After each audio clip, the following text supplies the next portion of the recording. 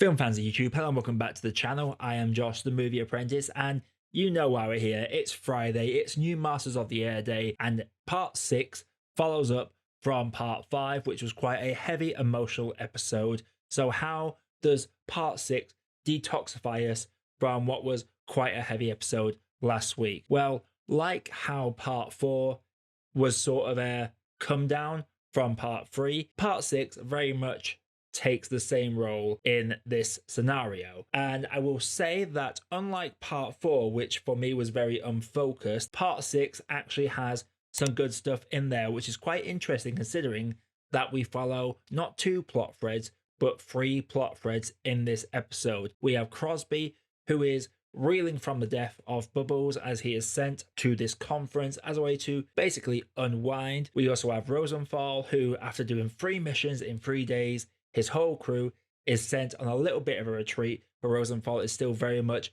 in the zone, in the game, just wanting to get the job done. And of course, we have Major Egan, who after bailing out from his B-17, is trying to evade capture in enemy territory. Overall, I feel like this episode is a decent one. It's a nice little detox from the heavy emotional weight of the previous episode, because it still gives us those emotional elements within this and gives us that fallout and gives some very interesting themes and discussions that are had between some characters. For me, the highlight is of course Major Egan's journey as he is trying to evade capture, and he's trying to evade it in a pre-Geneva Convention world. Major Egan's journey in this episode is quite a fluctuating one and leaves some of the best scenes of the entire show so far. One involves a discussion with a German officer that is very good in how casual it is, but how each word has a subtext behind it, and there's always going to be an ulterior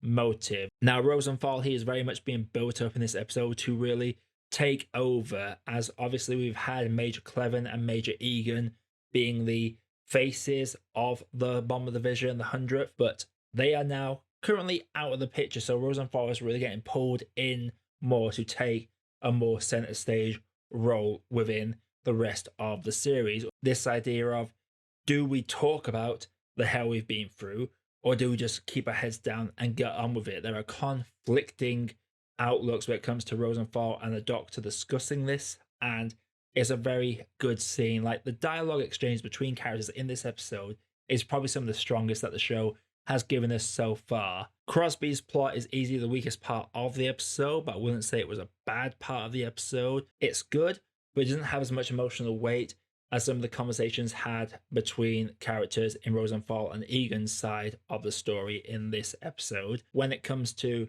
him reeling from the death of Bubbles, it was more heavily impactful at the end of the previous episode. Overall, I feel like this is a very good episode of Masters of the Air.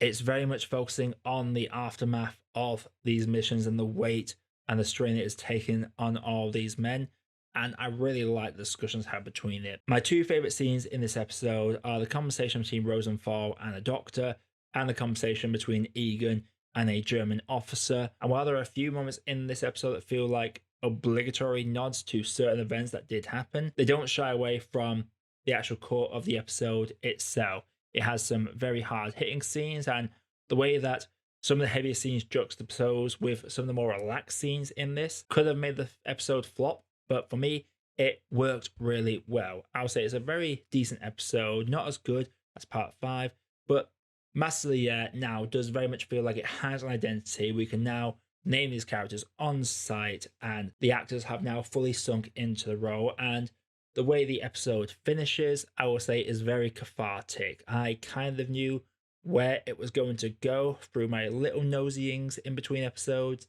but those of you that are in the show completely blind like I was at the start, without knowing anything about the history of the 100th Bombers apart from the fact they were called the Bloody 100th, is a very cathartic end to the episode. But what did you think of Master of the Air episode 6? Do let me know down in the comments below, and if you like what you're seeing on the channel so far, click the like button and subscribe for more video reviews like this coming all the time.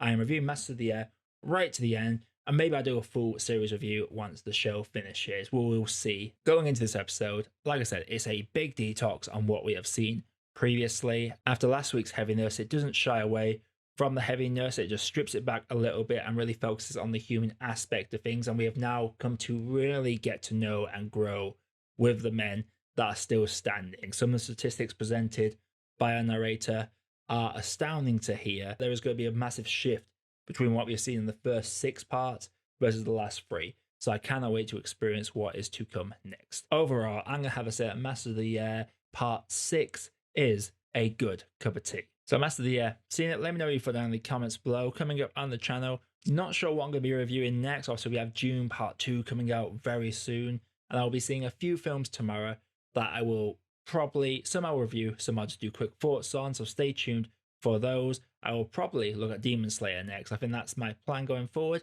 But until next time, everybody, my name is Josh, I am the Movie Apprentice, and I'll see you all in the next video.